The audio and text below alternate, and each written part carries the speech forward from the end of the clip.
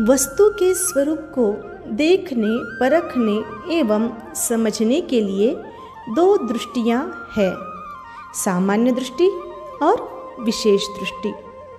सामान्य दृष्टि सबको मिलाकर समन्वित कर देखती है, वह भेद से अभेद की ओर जाती है। वह मनुष्य को विभिन्न जातियों, वर्गों, रंगों, प्रांतों, देशों एवं धर्मों में विभक्त नहीं देखती। उसकी दृष्टि में मानव शब्द में दुनिया के किसी भी कोने में रहने वाला मनुष्य उसमें समाविष्ट हो जाता है। मानव में अनेक तरह का भेद हो सकता है, परंतु मनुष्य के आकार में किसी तरह का भेद नहीं है।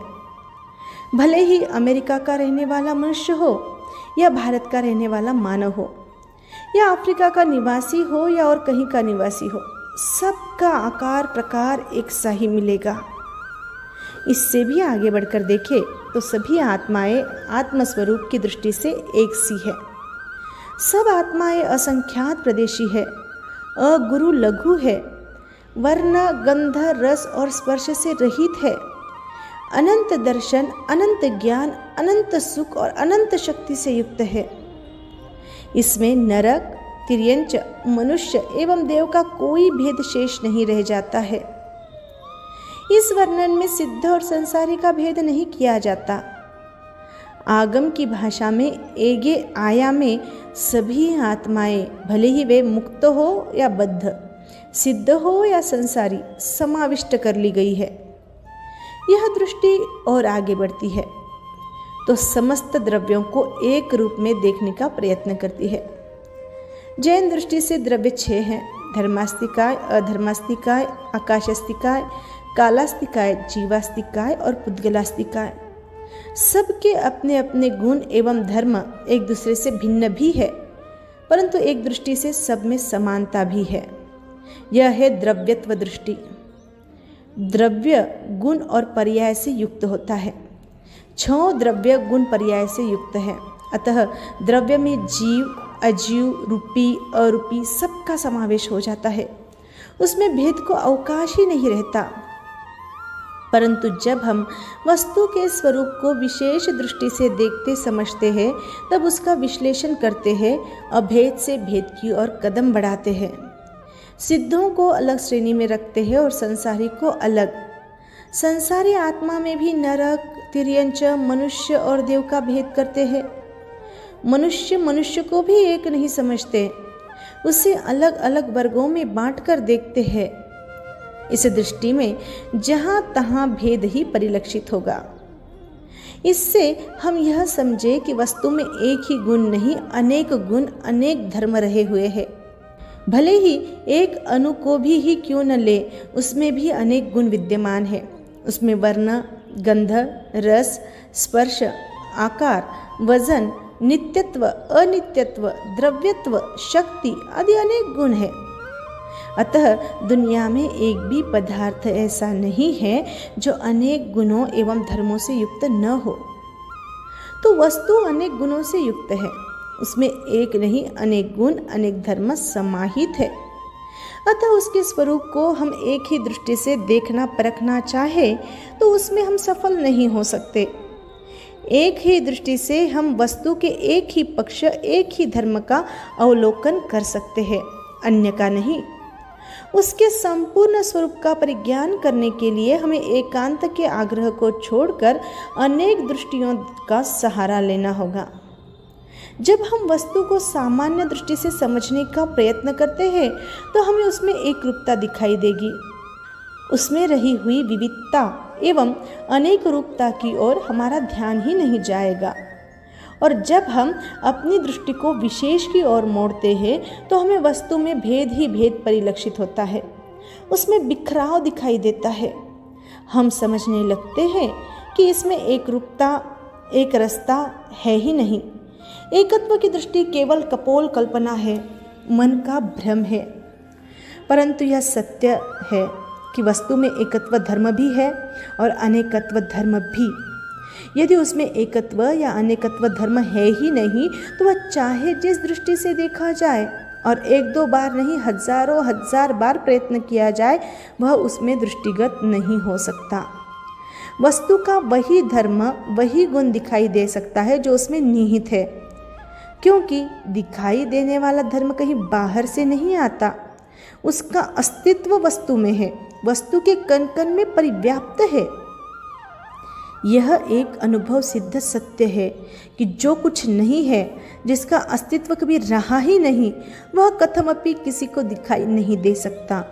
यदि कोई व्यक्ति कितना ही प्रयत्न क्यों न करे, फिर भी उसे गधे के सिर पर सींग नजर नहीं आएंगे। आकाश की ओर देखते देखते आंखें ही क्यों ना फूट जाए, फिर भी उसकी आकाश कुसुम देखने की तमन्ना कदापि सफल नहीं हो सकती। आकाश में पराग बिखेरते विकसित फूलों को वह कभी नहीं देख सकता, क्योंकि गधे के सिर पर सींग और आकाश कुसुम का अस्तित्व ही नहीं है, तो वे दिखाई देंगे कहाँ से। इससे इस निष्कर्ष पर पहुंचते हैं कि जिस पदार्थ, धर्म या गुण का अस्तित्व है, वही व्यक्ति की दृष्टि में आ सकता है। व्यक्ति न तो वस्तु में किसी धर्म का निर्माण कर सकता है और न वस्तु के गुणों का नाश करने में ही समर्थ है।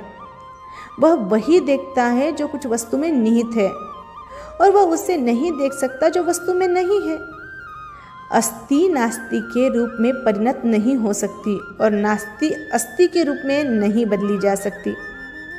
इसलिए जब हम अपनी दृष्टि को एकांगी बनाकर वस्तु को देखने समझने का प्रयत्न करते हैं, तब उसके यथार्थ रूप को नहीं समझ सकते। यही कारण है कि हम अपनी राह से भटक जाते हैं और अपने आग्रह के कारण सत्य से कोसों दूर जा पड़ते हैं। हमारी दृष्टि एक पक्ष पर अटक जाती है और पक्षांधता के कारण हम वस्तु के दूसरे पक्ष की ओर अपनी दृष्टि मोड़ने का प्रयत्न ही नहीं करते। इसी कारण अलग अलग विचारधाराएं बहने लगती है और वे विभिन्न मत एवं पंथ का रूप धारण कर लेती है, और कभी कभी वे मताग्रह पंथाग्रह परस्पर टकराने लगते हैं और एक दूसरे को असत्य एवं भ्रांत सिद्ध करने का प्रयत्न करते हैं। कुछ विचारक इस आग्रह को लेकर चलते हैं, विश्व में एक ब्रह्म, एक आत्म तत्व ही सत्य है, इसके अतिरिक्त और कुछ दिखाई देता है तो वह सत्य नहीं है, वह मानव मन की भ्रांति है, अज्ञान है, अविद्या है, उसके रहते हुए एकत्व दिखाई नहीं दे सकता। आचार्य शंकर का कहना है कि विश्व में ब्रह्म ही सत्य है, उसके अतिरिक्त सारा संसार मिथ्या है, भ्रम है, उसका अस्तित्व है ही नहीं। ब्रह्म सत्यम जगन मिथ्या। कुछ विचारक विशेष दृष्टि को लेकर आगे बढ़े और उन्होंने अपना यह मत स्थापित किया, विश्व में एक नहीं अनेक तत्व है। वे पदार्थों के भेद उपभेद करते गए, उन्हें कहीं भी उनमें एक रूपता एवं अभेद दृष्टि गोचर नहीं हुआ। अतः उन्होंने यह घोषणा कर दी कि भेद दृष्टि ही सत्य है, अभेद दृष्टि असत्य है, धोखा है। विश्व में एकत्व की परिकल्पना करना बुद्धि का दिवालियापन है। उसमें न सत्य है न तथ्य है, वह बुद्धि का विलास मात्र है। दोनों विचारधाराएं दो दृष्टियों को लेकर आगे बढ़ी। दोनों ने अपनी अपनी दृष्टि से सत्य को समझने का प्रयत्न किया।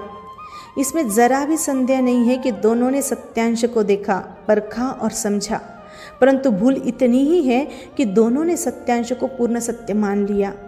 प्रत्येक विचारक अपनी दृष्टि से किए गए निर्णय को परिपूर्ण सत्य और अन्य की दृष्टि को असत्य एवं भ्रांत समझने और कहने लगा। इससे दो विभिन्न दृष्टिकोण वाली विचारधाराओं का परस्पर टकराना सहज स्वाभाविक था। इसी का परिणाम है कि भारतीय एवं विश्व के दार्शनिक क्षेत्र में संघर्ष शुरू हो गया और एक दूसरे पर अपशब्दों का कीचड़ भी उछाला गया। दर्शन, साहित्य एवं पंथों के इतिहास के पन्नों पर काले अक्षरों में अंकित संघर्ष की कहानी आज भी हमारे सामने है। तो दार्शनिक, धार्मिक एवं पंथिक झगड़ों, संघर्षों का मूल कारण व्यक्ति की एकांत दृष्टि एवं अपने विचारों का व्यामोह रहा है। अपनी बात को भले ही उसमें कुछ त्रुटि भी क्यों न हो, सत्य, और दूसरे के विचारों को भले ही उसमें सत्य एवं सत्यांश भी क्यों न रहा हो, असत्य और भ्रांत सिद्धांत करने का प्रयत्न युग युगांतर में भी रहा है और आज भी विद्यमान है। अपने अहम का आग्रह एवं मोह ही सभी तरह के संघर्षों की जननी है। इससे वैमनस्य बढ़ता है, व्यक्ति की दृष्टि धूमिल होती है और वह सत्य से दूर, बहुत दूर चला जाता है। अतः वीर प्रभु भगवान महावीर स्वामी ने सभी विचारकों से एक ही बात कही, लड़ो मत, झगड़ो मत, आग्रह बुद्धि को छोड़कर सत्य को समझने का प्रयत्न करो। तुम जो कुछ कह रहे हो वही कह रहे हो जो वस्तु में है। तुम्हारे कथन में भी सत्य है, परंतु जरा शांत मस्तिष्क से सोचो कि दूसरा पक्ष जो कुछ कह रहा है वह भी वस्तु में रहे हुए धर्म को बता रहा है। यदि वस्तु में जो तुम कह रहे हो वह एक धर्म ही है, दूसरा धर्म नहीं है, तो दूसरे व्यक्ति को उसकी अनुभूति एवं उसका परिज्ञान कैसे होगा? क्योंकि वस्तु में जिस धर्म का अस्तित्व ही नहीं वह कभी दिखाई नहीं देता। इसलिए यह समझना चाहिए कि वस्तु में एक नहीं अनेक धर्म एवं गुण रहे हुए हैं। एक अपेक्षा से वस्तु में एकत्व है तो दूसरी अपेक्षा से अनेकत्व भी है। यह वस्तु का स्वभाव है कि उसमें परस्पर विरोधी धर्म भी है। उदाहरण के तौर पर एक सीधी और सरल रेखा में छोटापन भी है और बड़ापन भी। वह अपने से बड़ी रेखा की अपेक्षा छोटी है तो अपने से छोटी रेखा की अपेक्षा बड़ी भी है। यदि कोई व्यक्ति यह कहे एक सरल रेखा को स्पर्श किए बिना, बिना काटे और बिना बढ़ाए छोटी या बड़ी बनाओ, तब हम उसके बराबर उससे बड़ी और छोटी रेखाएं खींचकर उसे छोटी और बड़ी बना देते हैं। उसका छोटा और बड़ा आकार सापेक्ष है। इसी तरह एकत्व और अनेकत्व भी सापेक्ष है। जब हम सामान्य दृष्टि से वस्तु का अवलोकन करते हैं तो हमें एकत्व दिखाई देता है, और जब हम अपनी दृष्टि को विशेष की ओर मोड़ देते हैं तो हमें वस्तु में रही हुई अनेकता परिलक्षित होती है। सामान्य दृष्टि की अपेक्षा वस्तु एक है और विशेष दृष्टि की अपेक्षा वह अनेक है। एक में अनेक समाविष्ट है और अनेक में एक, यह है अनेकांत दृष्टि। श्रमण भगवान महावीर स्वामी ने आचारांग सूत्र में कहा है, जो साधक एक को जानता है वह सबको जानता है, और जो सबको जानता है वह एक को जानता है। एक का परिज्ञान करने वाले को सबका परिज्ञान स्वभावतः हो जाता है, और सबका परिज्ञान करने वाला एक के ज्ञान से वंचित नहीं रह सकता। जिस प्रकार समग्र विश्व अनंत है, उसी प्रकार एक छोटे से छोटा पदार्थ भी अनंत गुण और पर्याय वाला है। जैसे आत्मस्वरूप को जानने वाला अन्य तत्वों का परिज्ञाता न हो, यह कदापि संभव नहीं है, और अन्य सब तत्वों का ज्ञाता आत्मस्वरूप से अपरिचित हो, यह भी संभव नहीं है। कहने का अभिप्राय यह है कि वस्तु में एक, अनेक, नित्य, अनित्य आदि अनेक धर्म रहे हुए हैं। उस संपूर्ण सत्य को, अनंत गुणों को युगपत देखने की शक्ति अभी हमारे में नहीं है। हम उसे अनेक दृष्टिकोणों के द्वारा ही समझ सकते हैं। महान वैज्ञानिक आइंस्टाइन ने अपनी पुस्तक में इसी सत्य को स्वीकार करते हुए लिखा है, संपूर्ण सत्य तो विश्वद्रष्टा सर्वज्ञ के द्वारा ही देखा जा सकता है। हम केवल आपेक्षिक सत्य को ही जान एवं देख सकते हैं। We can only know the relative truth. The absolute truth is known only to the universal observer. वैज्ञानिक जगत ने भी इस बात को एक मत से स्वीकार कर लिया है। हम वस्तु के स्वरूप को एकांत दृष्टि से नहीं, अनेकांत दृष्टि से ही जान सकते हैं और उसका विश्लेषण भी कर सकते हैं।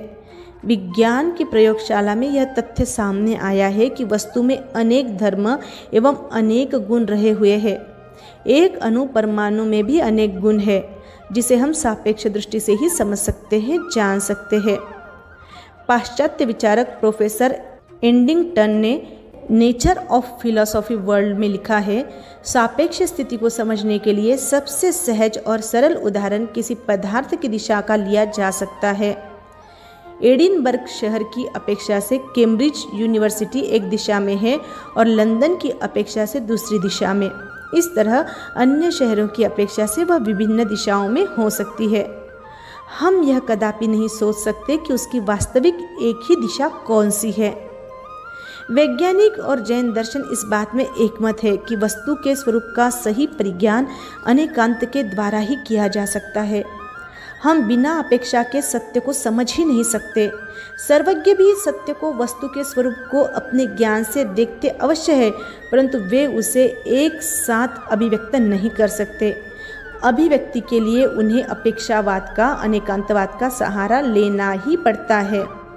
यदि हमें किसी को भारत बताना है तो उसके सामने भारत के सभी प्रांतों से युक्त मानचित्र ही रखना होगा। केवल बम्बई और दिल्ली का मानचित्र ही संपूर्ण भारत नहीं है। इसमें सत्यता है परंतु पूर्ण नहीं, आंशिक रूप से है। बम्बई और दिल्ली भारत का एक अंग है। बम्बई महाराष्ट्र की राजधानी है और दिल्ली भारत की राजधानी है, फिर भी वह संपूर्ण भारत तो नहीं है। भारत के सभी प्रांतों के मानचित्रों को मिलाने पर ही भारत का मानचित्र बन सकता है। इसी तरह वस्तु न केवल सामान्य है और न केवल विशेष, उसमें न तो केवल एकत्व अभेद है और न केवल अनेकत्व भेद। द्रव्यत्व की अपेक्षा वस्तु में अभेद भी है, एकत्व भी है और पर्यायत्व की अपेक्षा उसमें भेद का, अनेकत्व का अस्तित्व भी है। दोनों धर्म उसके अपने हैं और उसमें युगपत रहे हुए हैं। अतः अनेकांत दृष्टि के द्वारा ही हम सत्य को समझ सकते हैं और अभिव्यक्त भी कर सकते हैं। जय आनंद।